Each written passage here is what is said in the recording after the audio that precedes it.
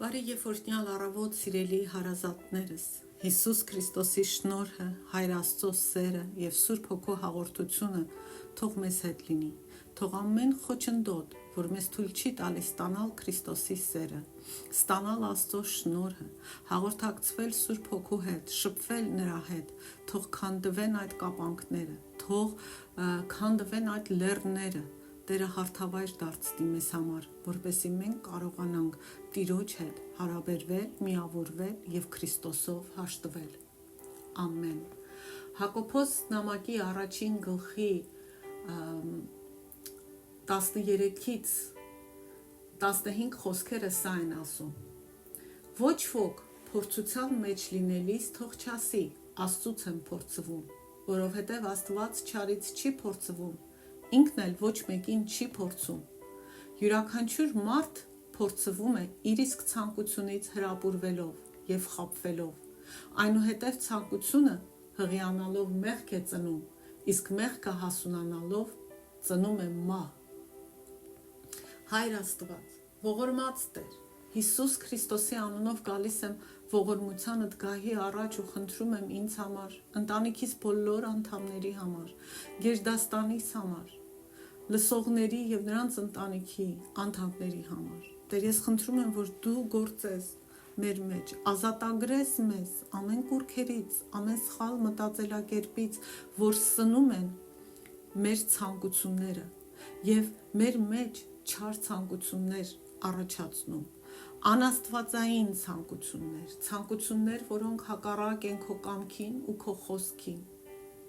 Եվ այդ ցանկությունները մեզ համար որոգայթ են դառնում, մեզ հրապուրում են, մեզ թվում են լավն ու բարին, որոնցով մենք խաբնվում ենք եւ ընկնում ենք մեղքի ծուղակը, իսկ մեղքն էլ մահ ու կործանում, քայքայում ու ավերում է բերում մեր կյանք։ Տեր, խնդրում եմ քո զորությամբ ու շնորհով մաքրի մեզ, օգնի մեզ ազատվել, օգնի մեզ Քրիստոսի առաջ գալ, Քրիստոսի զոհողությունն ու սերը ընդունել, Քրիստոսի թթխմորով խմորվել, որպեսզի մենք օր-օրից քո շնորհով դառնանք Քրիստոսի նման, ազատվենք անապականությունից ու ծնվենք անապական մաքուր սերմից, որ Հիսուս Քրիստոսն է, որ լինենք ոչ թե ֆիզիկական ծնունդով մարդիկ միայն, որ ծնվել են մսից ու այրունից, այլ լինենք Աստծուց ծնվածներ, Աստծո հոգուց ծնվածներ։ Հիսուսի անունով աղոթեցի։ Ամեն։ Հիմա անցնում ենք Ելք գրքի 13-րդ գլխին, կարդանք այսօրվա հատվածը եւ մեկնաբանությունը։ Տերը խոսեց Մովսեսի հետ ասելով. Սրբացրու ինձ համար Իսրայելի որդիների միջից ամեն առաջնեկի, ամեն մի նախածին, մարդ լինի, թե անասուն, նրանք իմն են։ Մովսեսն ասաց ժողովրդին. հիշեք այս օրը, երբ դուրս եկաք Եգիպտոսից, ստրկության տնից, որովհետև Տերը հզոր ձեռքով հանեց ձեզ այդ տեղից, թթխմորով հաց չպետք է ուտվի։ Դուք այսօր եք դուրս եկել Աբիբ ամսին, երբ Տերը քեզ տանի քանանացիների, քետացիների, ամորացիների, խևացիների, հեբուսացիների երկիրը, որը քեզ տալու համար նա երթվեց քո հայրերին, այն երկիրը, ուր կաթ ու մեղր է բխում, այս ամսին պիտի կատարես այս պաշտամունքը։ 7 օր բաղարջ հաց պիտի ուտես, այսինքն անթթխմոր, իսկ 7-րդ օրը տոն կլինի Տիրոջ համար։ Այդ 7 օրերին բաղարջ հաց պիտի ուտվի, քեզ մոտ թթխմորով հաց չպետք է տեսնվի, եւ ոչ էլ թթխմոր պիտի տեսնվի քո երկրի բոլոր սահմաններում։ Այդ օրը քո որդուն պիտի պատմես ասելով. Սա այն բանի համար է, ինչ արեց ինձ Տերը, երբ ես դուրս էի գալիս Եգիպտոսից։ Սա քեզ համար նշան պիտի լինի քո ձեռքի վրա եւ հիշատակ քո աչքերի միջև, որպեսզի Տիրոջ օրենքը լինի քո բերանում, որովհետև Տերը քեզ հզոր ձեռքով հանեց Եգիպտոսից։ Այս կանոնը դու պիտի պահես իր ժամանակին, տարեց տարի։ Երբ Տերը քեզ տանի քանանացիների երկիրը, ինչպես երթվեց քեզ եւ քո հայրերին, որ այն քեզ տա, Տիրոջը կներկայացնես բոլոր առաջնեկներին, քո ունեցած անասունների բոլոր արու առաջնածինները ևս Տիրոջը կլինեն։ Էշի ամեն առաջնածինը կփոխանակես մի ոչխարի հետ, իսկ եթե չփոխանակես, նրա վիզը կկտրես։ Քո որդիների մեջ մարդկանց բոլոր առաջնեկներին փրկագնով կազատես։ Եվ եթե քո որդին հարցնի քեզ եւ ասի. «Ինչ է այս», նրան կասես, թե Տերը ինձ հզոր ձեռքով դուրս հանեց Եգիպտոսից, ստրկության տնից։ Երբ փարավոնը խոստացավ եւ չուզեց արձակել մեզ, Տերը Եգիպտոսի երկրում կոտորեց բոլոր առաջնեկներին, մարդկանց առաջնեկներից մինչև անասունների առաջնածինները։ Դրա համար ես ամեն արու առաջնածին զոհում եմ Տիրոջը, տալիս եմ Տիրոջը, իսկ իմ որդիների բոլոր առաջնեկներին փրկագին եմ տալիս։ Եվ սա քո ձեռքի վրա նշան եւ քո աչքերի միջև ճակատանոց թող լինի, որովհետև Տերը հզոր ձեռքով մեզ հանեց Եգիպտոսից, ստրկության տնից։ Փառք ու պատիվ քեզ Տեր Աստված քո խոսքի համար։ Տեր օգնի մեզ հասկանալ, որ ստրկության տունը մեր Եգիպտոսը դա մեղքն է, որտեվ մեղքը մեզ ստրուկ է դարձնում իրեն։ Մենք ստրուկ ենք դառնում խավարին եւ Հիսուս Քրիստոսով դու տվել ես մեզ այդ ստրկության տնից, այդ խավարի բանտից, այդ անդունդից դուրս գալու ուղիղ ու հաստատուն ճանապարհը։ Փառք քեզ Տեր, փառք քեզ Զատիկի գառ, Աստծո գառ Հիսուս Քրիստոս, որ դարձար ամեն մարդու փրկագինը։ Ես աղոթում եմ, որ ամեն մարդ ընդունի քեզ Տեր, որպես փրկագին, որպես Տեր ու փրկիչ։ Ամեն։ Անցյալ դասին խոսեցինք այն մասին, որ 430 տարի Եգիպտոսում ապրելուց եւ դրա մեծ մասը ստրուկ լինելուց հետո Իսրայելի ժողովուրդը դուրս բերվեց Եգիպտոսից Աստծո ձեռքով եւ այդ ժամանակ հենց ծնվեց Իսրայել ազգը եւ հիմա Տերը հրահանգներ է տալիս այս նոր ազգի համար եւ այդ հրահանգներից առաջինը այն է, որ Իսրայել ազգի ամեն առաջնեկ պետք է պատկանա Տիրոջը, նվիրաբերվի Տիրոջը։ Տերը խոսեց Մովսեսի հետ ասելով. «Սրբացրու ինձ համար Իսրայելի որդիների միջից ամեն առաջնեկ, ամեն մի նախածին, մարդ լինի թե անասուն, նրանք իմն են։ Սրբացրու ինձ համար»։ Ինչ է նշանակում սրբացրու ինձ համար։ Սրբացնել չի նշանակում կատարյալ դարձնել։ Գաղափարն այն է, որ Իսրայելի ամեն առաջնեկ լիներ մարդու առաջնեկ թե անասունի, պետք է առանձնացվեր Աստծո համար, Աստծո նպատակների, Աստծո ծրագրերի համար։ Բոլոր առաջնեկները պիտի պատկանեին Աստծուն։ Սրբացնել դա է նշանակում, առանձնացված լինել Աստծո համար։ Սրբացրու բառը նշանակում է առանձնացնել, նվիրաբերել, անասունների դեպքում զոհաբերել, համարել Աստծուն պատկանող։ Երբ մենք ընդունում ենք Քրիստոսին, մենք համարվում ենք առանձնացված, սրբացված Աստծո համար, կենդանի զոհեր նրա զոհասեղանին։ Չի նշանակում, որ մեր վիզն են կտրում, այլ մեր կյանքն է նրան պատկանում, այսինքն մենք մեզ էլ չենք պատկանում, այլ Աստծուն, մենք չենք կառավարում մեր կյանքը, այլ Աստված, մեր նպատակների ու ծրագրերի համար չենք ապրում, այլ Աստծո նպատակների ու ծրագրերի։ Անում ենք ոչ թե մեր կամքը, այլ Աստծո կամքը, ինչպես մեր Տեր Հիսուս Քրիստոսը արեց։ Եվ սա չի նշանակում, որ մնացած ազգը ու անասունները ազատ էին ու Աստծուն չէին պատկանում, այլ առաջնեկների պատկանելությամբ նրանք էլ էին Տիրոջինը։ Այդ առաջնեկների սրբացմամբ ողջ ազգն էր պատկանում Տիրոջը։ Նրանք իմն են, այն իմն է։ Այսինքն թե մարդկանց, թե անասունների առաջնեկները իմն են, ասում է Տերը, նրանք ինձ են պատկանում։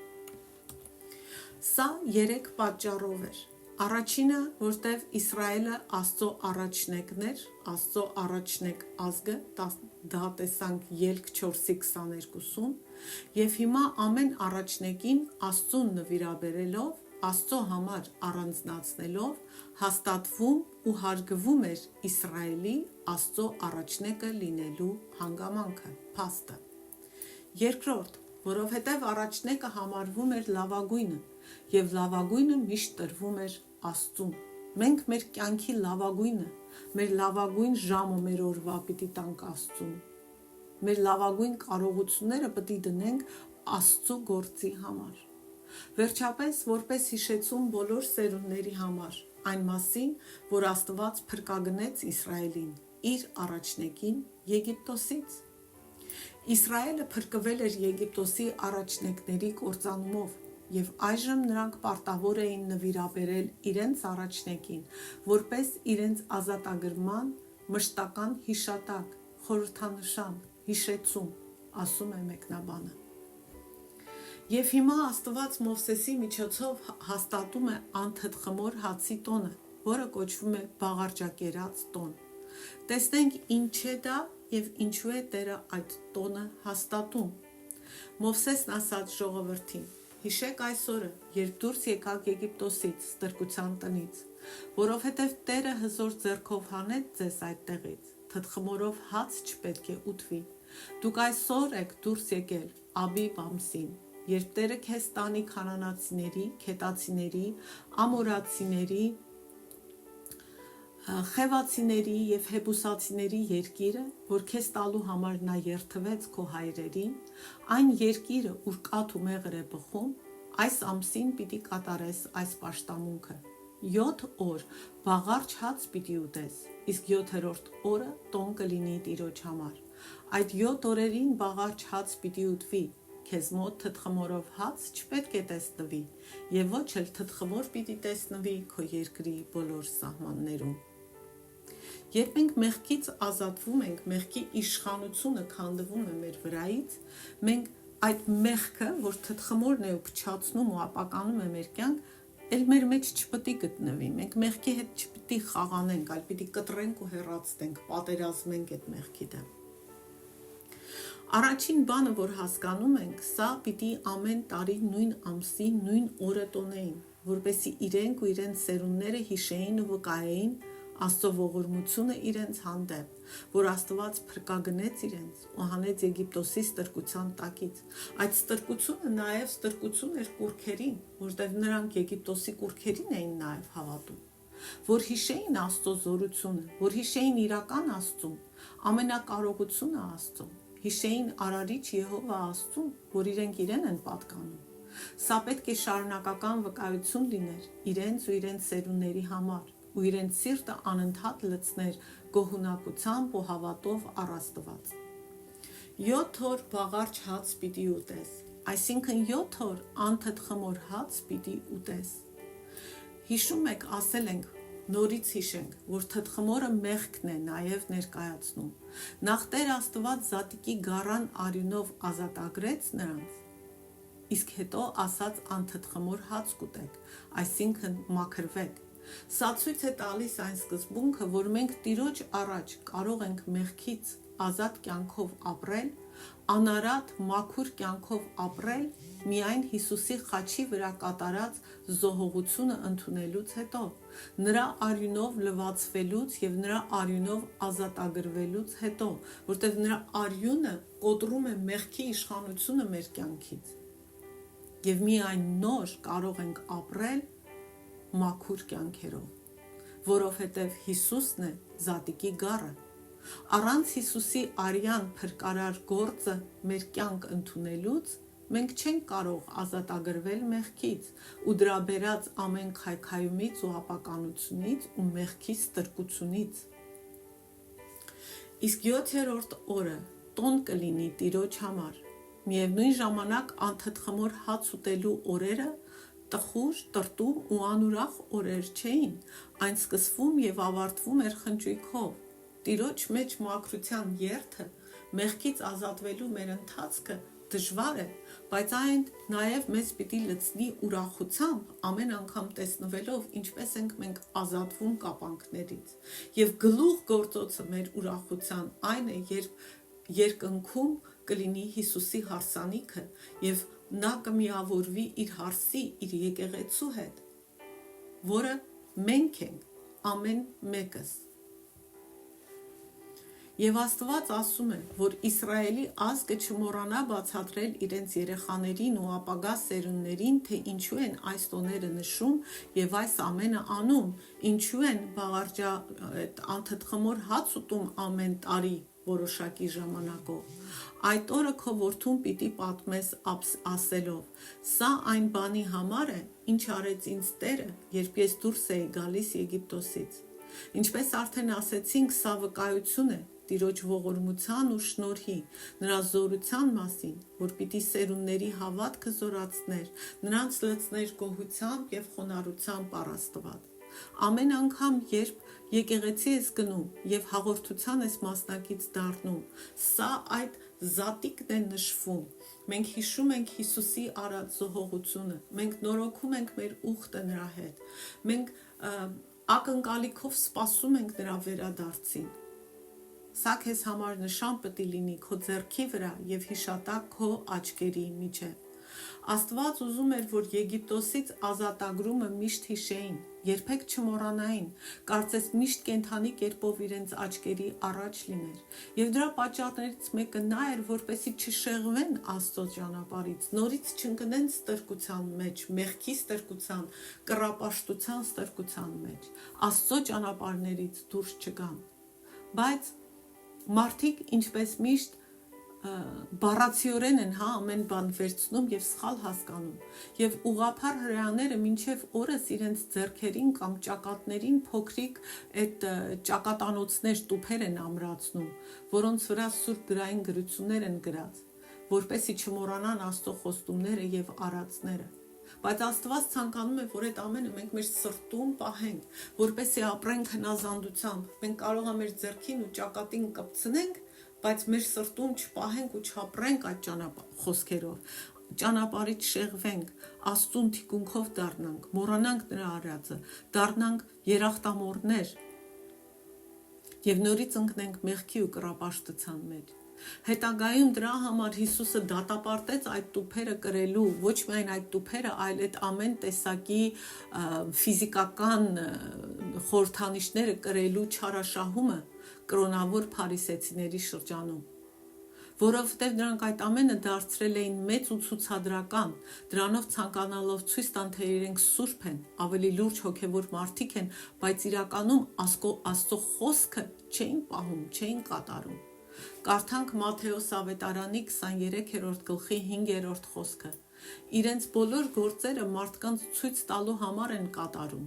իրենց գրպանակներն են լայնացնում եւ իրենց հագուստների քղանցքները երկարացնում։ Այս ամենը Աստծո առաջ ընդունելի չէ։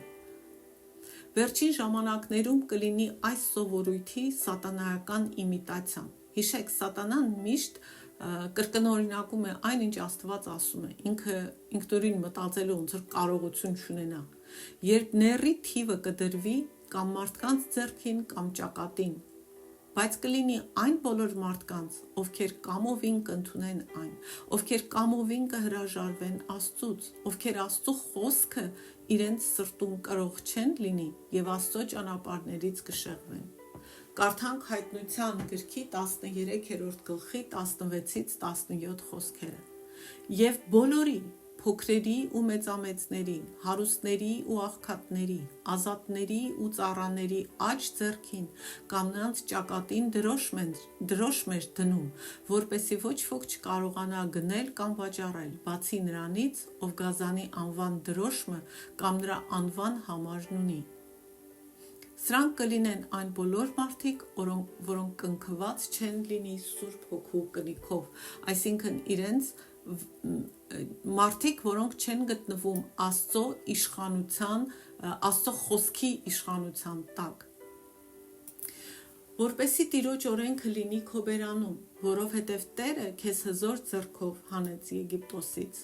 Սա ցույց է տալիս, որ Աստված չի հրամայել բառացիորեն տուփեր կապել մեր ձեռքերին եւ ճակատին, քանի որ այդպես մտածելը նշանակում է, որ պետք է լիներ նաեւ նման տուփեր մեր բերանի մեջ դնելու համար։ Սա փոխաբերական իմաստ ունի։ Աստվածաշունչը ասում է, քո բերանը խոսում է քո սրտի եղածից, այսինքն եթե Աստծո խոսքը, Աստծո կամքը մեր սրտում լինի, բերանն էլ մեր կխոսի Աստծո խոսքը։ Մեր ամբողջ կյանքը կգնա Աստծո խոսքի ուղղությամբ եւ ոչ թե հակառակ։ Եվ ես սա հետեւյալ կերպ եմ հասկանում։ Եթե մենք Տիրոջ խոսքը չգիտենք, ոչ թե որպես ուղակի խոսք, որպես գիտելիք, այլ չենք ապրում Տիրոջ խոսքին համապատասխան, Տիրոջ խոսքին հակառակվում ենք, Տիրոջ խոսքի իշխանությունը չենք ընդունում, մենք դառնվում ենք խապնվող կույրեր, հոգևոր կույրեր, որոնք չհասկանալով կընդունեն սատանայի նշանը, բայց իրենց ազատ կամքով, ոչ մեկին չեն պարտադրելու։ Իսկ երբ ապրում ենք ըստ Տիրոջ խոսքի, այսինքն մեր կյանքերը բերել են Տիրոջ խոսքի իշխանության տակ մեզ, մեր կամքը, մեր ցանկությունները, մեր որոշումները,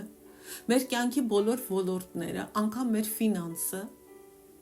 մենք մեր կյանքի ընթացքը հնազանդրեցրել ենք Տիրոջ խոսքին, հետևաբար նրա կամքին, ապա Տիրոջ խոսքը եւ մեր սրտերում է եւ մեր բերանում է, եւ մենք նրա պաշտպանության տակ ենք։ Նա մեզ հանում է չարի ճիրաններից ու անդունդից եւ թույլ չի տալիս խապնվել, կույր լինել ու սատանայի գերին մնալ կամ դառնալ նորից։ Այս կանոնը դու պիտի պահես իր ժամանակին, տարեց տարի։ Տիրոջ խոսքը ու կամքը մի օրվա համար չի, լավ կամ վատ ժամանակի համար չի, այլ մեր կյանքի ամեն օրվա, ամեն որոշման, ամեն ցանկության ու մեր կյանքի ամեն ոլորտի ու մեր ամեն հարաբերության համար է։ Տիրոջ խոսքը կյանք է։ Տիրոջ խոսքը չես կարող այսօր վերցնել, վաղը չվերցնել։ Այդ դեպքում դու Տիրոջ ճանապարհների մեջ չես կարող հաստատվել։ Հիմա Աստված Մովսեսի բերանով բացատրում է Իսրայելի ազգին, թե ինչպես եւ ինչու իրենց առաջնեկներին, անդրանիկներին պիտի տան Տիրոջը։ Երբ Տերը քեզ տանի քանանացիների երկիրը, ինչպես երթվեց քեզ եւ քո հայրերին, որ այն քեզ տա, Տիրոջը կներկայացնես բոլոր առաջնեկներին, քո ունեցած անասունների բոլոր առու առաջնածինները Տիրոջը կլինեն։ Առաջնեկներին Աստծուն նվիրաբերելու օրենքը նրանց Աստծո համար առանձնացնելու, սրբացնելու օրենքը ուժի մեջ էր մտնելու միայն, երբ Իսրայելը մտներ խոստացված ավետյաց երկիրը, այնտեղ գտնվելու հենց սկզբից։ Իմ կարծիքով, այն պահից, երբ մենք ընդունում ենք Քրիստոսին, սկսվում է ավետյաց երկիր մտնելու մեր ընթացքը եւ այդ ժամանակվանից մենք առանձնացված ենք ու պիտի թույլ տանք Տերը մեզ առանձնացնի այս աշխարհից, ոչ թե մեզ աշխարհից հանի, այլ աշխարհի մտածելակերպից, աշխարհի ապրելակերպից, աշխարհի ճնշումներից, ակնկալիքներից, մոտեցումներից, մտածելակերպից հեռացնի մեզ եւ հունցի մեզ Հիսուս Քրիստոս թթխմորով։ Այդ ժամանակ Եգիպտոսից ազատագրման գործի մասին հիշեցնելու անհրաժեշտությունը ավելի կենսական ու անհրաժեշտ էր լինելու։ Մենք կարիք ունենք հիշելու Աստծո խոստումները եւ զգուշացումները, լավ ժամանակ, որ չընկնենք անտարբերության մեջ ու հեռանանք Աստծուց ու տրվենք կուռքերի, եւ վատ ժամանակ, որ չվախենանք, չհուսախաբվենք, չընկրկենք ու չպարտվենք, այլ Աստծո ձեռքը բռնած Քրիստոսի հաղթանակով առաջ շարժվենք։ Էշի ամեն առաջնածինը կփոխանակես մի ոչխարի հետ, իսկ եթե չփոխանակես, նրա վիզը կկտրես։ Քո որդիների մեջ մարդկանց բոլոր առաջնեկներին փրկագնով կազատես։ Եթե առաջնեկը անընդունելի էր զոհաբերելու համար, ասենք դա անմաքուր կենդանի էր, կամ մարդ էր, որ անմաքուր էր, պիտի դրանց փոխարինող առաջարկվեր այդ անընդունելի առաջնեկներին Աստծուց փրկագնելու համար։ Եթե առաջնեկը կենդանի էր, փոխարինողը մեկ այլ մաքուր կենդանի էր։ Եթե առաջնեկը մարդ էր, փոխարինողը փողն էր։ Հիմա մեր փոխարինողը Հիսուս Քրիստոսն է, մեր փրկագինը Հիսուս Քրիստոսն է, որովհետև մեզանից եւ ոչ մեկը մաքուր չէ։ Մենք ապականված ենք մեղքով, եւ Հիսուսի արյունով Աստված փրկագնում է մեզ։ Եվ եթե քո որդին հարցնի քեզ. «Ինչ է այս», նրան կասես, թե Տերը իր հզոր ձեռքով մեզ դուրս հանեց Եգիպտոսից, ստրկության տնից։ Երբ փարավոնը խոստացավ եւ չուզեց արձակել մեզ, Տերը Եգիպտոսի երկրում կոտորեց բոլոր առաջնեկներին, մարդկանց առաջնեկներից մինչև անասունների առաջնածինները։ Դրա համար ես ամեն արու առաջնածին զոհում եմ Տիրոջը, իսկ իմ որդիների բոլոր առաջնեկներին փրկագին եմ տալիս։ Աստված ասում է, որ ամեն մարդու վրա պարտավորություն կա պատմելու Աստծո զորավոր ու փրկարար գործի մասին, մեր երեխաներին ու սերունդներին վկայելու։ Ամեն մեկս պետք է պատմեն Քրիստոսի սիրո ու նրա փրկարար զոհաբերության մասին, որ ամեն մեկը կարիք ունի այն ընդունելու, որովհետև Հիսուս Քրիստոսը իր արյունով հաղթեց սատանային, դևերին, մահին, գերեզմանին, չարին, մեղքին, եւ նրան ընդունելով մենք ազատվում ենք այդ ստրկությունից, բայց ամեն մարդ ընտրություն ունի կատարելու, գալու Աստծո մոտ ու Հիսուս Քրիստոսով փրկագնվելու ու առանձնացվելու Աստծո համար, որ պատկանի նորից Աստծուն։ Եվ սա քո ձեռքի վրա նշան եւ քո աչքերի միջև ճակատանոց թող լինի, որովհետև Տերը հզոր ձեռքով մեզ հանեց Եգիպտոսից։ Առաջնեկին Աստծուն նվիրաբերելու այս սովորույթը ծիսակատարության միջոցով հիշեցում պիտի լիներ Աստծո մեծ գործի եւ Իսրայելի համար կատարած հզոր զորության մասին, եւ որ մարդկանց պահեր Աստծո նեղ ճանապարհի մեջ, որպեսի նորից ստրկության մեջ չհայտնվեին։ Երբեք չպիտի մոռանանք Հիսուս Քրիստոսի զոհաբերությունը, երբեք չպիտի դադարենք Աստծուն փառք տալ դրա համար ու վկայել ու պատմել ու քարոզել, բայց դրանով չպիտի ավարտվի, որովհետև եթե միայն հիշենք այդպես, բայց չկատարենք, չապրենք Աստծո խոսքով, Հիսուսին հնազանդ կյանքով, ապա այս ամենը մեզ կտանի նորից ստրկության, մեղքին եւ մահվանը։ Թող քանդվեն չարի բոլոր ծրագրերը, թող քանդվեն ամեն անհասկացողություն, որ գոռոզանում է Քրիստոսի գիտության դեմ եւ Աստծո խոսքի դեմ։ Հիսուսի անունով աղոթեցի։ Ամեն։